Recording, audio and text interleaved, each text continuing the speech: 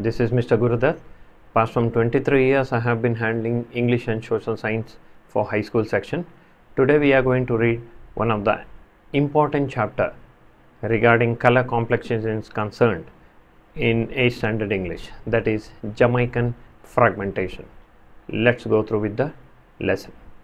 Yes. Jamaican fragment, written by A.L. Hendricks.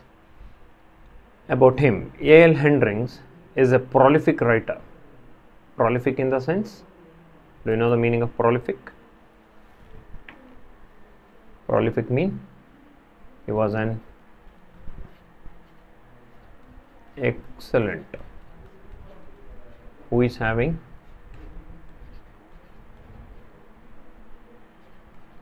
knowledge, who is having some amount of knowledge. They are called as prolific, right?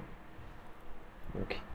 Some of his short stories appeared in the issues of the magazine Focus. So he has written appeared in the issues of the magazine Focus. ಅವರು ಬರೆದಂಥ ಕಥೆಗಳು, ಇವರೊಬ್ಬರು ಅತ್ಯುತ್ತಮವಾದಂಥ ಬರಹಗಾರರು. ಯಾರು? A.L. Hendricks ಅನ್ನೋರು. ಪ್ರೊಲಿಫಿಕ್ ಅಂದರೆ ಅತ್ಯುತ್ತಮ, right? ತೂಕ ಇರ್ತಕ್ಕಂಥ ಒಂದು ವಿಚಾರಗಳನ್ನೆಲ್ಲ ಬರಿತಾ ಇದ್ರು ಅವರು. So some of his short stories appeared in the issues of the magazine Focus. ಅವ್ರು ಬರೆದಂಥ ಹಲವಾರು ಕಥೆಗಳು ಮ್ಯಾಗಝೈನ್ ಒಂದಿತ್ತು, ಫೋಕಸ್ ಅಂತ, ಅದರಲ್ಲಿ ಪ್ರಕಟ ಆಗ್ತಿತ್ತು ಅವ್ರು ಬರೆದಂಥ ಸಣ್ಣ ಸಣ್ಣ ಕಥೆಗಳು. He is a West Indian writer. West Indies ಅನ್ನೋದು ನಾರ್ತ್ ಅಮೇರಿಕಾಕ್ಕೆ ಸೇರುತ್ತೆ, ಬಹಾಮ ಐಲ್ಯಾಂಡ್ ಅಂತ. ಸೊ ಆ ದೇಶದವರು ಇವರು, ವೆಸ್ಟ್ ಇಂಡೀಸ್, ಕೆರೇಬಿಯನ್ ಐಲ್ಯಾಂಡ್ಸ್ ಅಂತ ಹೇಳ್ತಾರೆ. And his writings carry the flavour inherent in the Caribbean literature.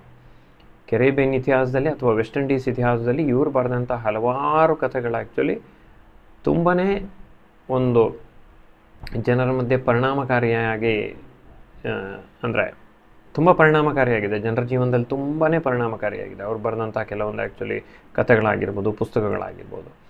The story Jamaican Fragment brings out the prejudice that almost every person suffers from when it comes to the denominational issues like color, caste and class. Jamaican Fragment ಅನ್ನೋದು ನಾವು ಒಬ್ಬರನ್ನ ತಿಳ್ಕೊಳ್ಳೋಕ್ಕಿಂತ ಮುಂಚೆನೇ ನಾವು ಏನೋ ಒಂದು ಅನ್ಕೋತೀವಿ ಮನಸ್ಸಲ್ಲಿ, ಆ ವ್ಯಕ್ತಿ ಹೀಗೇನೆ ಅಂತ ಅನ್ಕೋತೀವಿ. ಆ ವ್ಯಕ್ತಿ ಬಗ್ಗೆ ನಮಗೆ ನಿಜವಾದ ಒಂದು ಭಾವನೆ, ಆ ವ್ಯಕ್ತಿಯ ಬಗ್ಗೆ ಇರತಕ್ಕಂಥ ಒಂದು ಒಳ್ಳೆ ಭಾವನೆ ಮೂಡಿದಾಗ, ಓ ಈ ವ್ಯಕ್ತಿಲಿ ಈ ಥರನೂ ಗುಣ ಇದೆಯಾ ಅಂತ ನಾವು ಅನ್ಕೋತೀವಿ. ಹಾಗಾಗಿ ಒಬ್ಬ ವ್ಯಕ್ತಿನ ನಾವು ತಿಳ್ಕೊಳ್ಳೋಕ್ಕಿಂತ ಮುಂಚೆ ಆ ವ್ಯಕ್ತಿನ ಜಡ್ಜ್ ಮಾಡೋಕ್ಕೆ ಹೋಗಬಾರ್ದು, ತಪ್ಪಾಗಿ ಆ ವ್ಯಕ್ತಿಗಳ ಬಗ್ಗೆ ನಾವು ಜಡ್ಜ್ ಮಾಡೋಕ್ಕೆ ಹೋಗಬಾರ್ದು. Almost every person suffers from when it comes to the denominational issues like colour, caste and class. ಆ ವ್ಯಕ್ತಿಯ ಕಲರ್ ಬಗ್ಗೆ ಕೆಲವೊಂದ್ಸಲಿ ನಾವು ಕಾಮೆಂಟ್ ಮಾಡ್ತೀವಿ, ಟೀಕೆ ಮಾಡ್ತೀವಿ. ಆ ವ್ಯಕ್ತಿಯ ಜಾತಿ ಬಗ್ಗೆ ಟೀಕೆ ಮಾಡ್ತೀವಿ. ಓ ಯಾವುದೋ ಒಂದು ಜಾತಿನ ತೊಗೊಂಡ್ರೆ ನಾವು ಆ ಜಾತಿ ವ್ಯಕ್ತಿಗಳೆಲ್ಲ ಹೀಗೆ ಅಂತ ಹೇಳ್ತೀವಿ. ಕ್ಲಾಸ್, ಅವರು ಬಡವರು ಶ್ರೀಮಂತರು ಅಂತ ನೋಡಲ್ಲ, ಅವ್ರನ್ನ ನಾವು ಟೀಕೆ ಮಾಡ್ತೀವಿ. ಆಮೇಲೆ ನಮ್ಗೆ ಗೊತ್ತಾಗುತ್ತೆ, ಓ ಇವ್ರ ಬಗ್ಗೆ ಟೀಕೆ ಮಾಡಿದ್ದು ನಾನು ತಪ್ಪು ಅಂತ. ಹಾಗಾಗಿ ನಾವು ಬೇರೆಯವ್ರ ಬಗ್ಗೆ ಟೀಕೆ ಮಾಡೋಕ್ಕಿಂತ ಮುಂಚೆ ಕೆಲವೊಂದು ವಿಚಾರನ ಗಮನದಲ್ಲಿ ಇಟ್ಕೋಬೇಕಾಗತ್ತೆ. ಓಕೆ, ಆ ಥರದೊಂದು ಅನುಭವ ಆ್ಯಕ್ಚುಲಿ ಇವ್ರಿಗಾಗತ್ತೆ. ಆ ಅನುಭವ ಏನು, ಅವ್ರು ಆಮೇಲೆ ಯಾವ ಥರ ಈ ಅನುಭವದಿಂದ ಹೊರಗೆ ಬಂದರು ಅನ್ನೋದು ಈ ಲೆಸಲ್ಲಿ ನೋಡೋಣ. ಓಕೆನಾ ಮಕ್ಕಳ? Okay, let us see.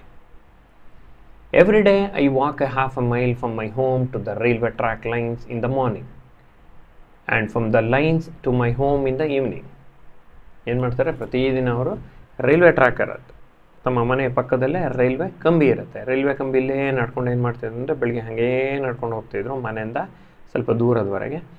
ಅದೇ ಥರ ಅದೇ ರೈಲ್ವೆ ಕಂಬಿ ಮೇಲೇ ಆ್ಯಕ್ಚುಲಿ ಮನೆಗೆ ಸಂಜೆ ಮೇಲೆ ನಡ್ಕೊಂಡು ಪುನಃ ಅದೇ ಟ್ರ್ಯಾಕಲ್ಲಿ ನಡ್ಕೊಂಡು ಬರ್ತಾಯಿದ್ರು. Every day I walk half mile from my home to the railway tracks in the morning and from the railway lines to my home in the evening. ಪ್ರತಿದಿನ ಅರ್ಧ ಮೈಲ್ವರೆಗೆ ಅದೇ ಥರ ಕ್ರಮಿಸ್ತಾ ಇದ್ರು. ಮನೆಯಿಂದ ರೈಲ್ವೆ ಟ್ರ್ಯಾಕ್ಸ್ವರೆಗೆ ಅರ್ಧ ಮೈಲು, ಆಮೇಲೆ ಪುನಃ ಆ್ಯಕ್ಚುಲಿ ಅರ್ಧ ಮೈಲಿಂದ ಮನೆಗೆ ಅದೇ ರೈಲ್ವೆ ಟ್ರ್ಯಾಕ್ಸಲ್ಲಿ ಬರ್ತಾಯಿದ್ರು. The walk is pleasant. You can see on the either side red and green roofed bungalows. So ಏನು ಅಂತ ಹೇಳಿದ್ರೆ, ನೀವು ಆ ಒಂದು ವಾಕ್ ಇದೆ ಅಲ್ಲ, ಈ ಪರ್ಸನ್ನು ಯಾರು ಹೆಂಡ್ರಿಂಗ್ಸ್ ವಾಕ್ ಇದೆ ಅಲ್ಲ, ಅದು ತುಂಬ ಪ್ಲೆಸೆಂಟ್ ಆಗಿರುತ್ತೆ. ಅಂದರೆ ತುಂಬ ಒಂದು ಬ್ಯೂಟಿಫುಲ್ ಆಗಿರುತ್ತೆ, ನೋಡೋದಕ್ಕೆ ಒಂಥರ ಚೆಂದ.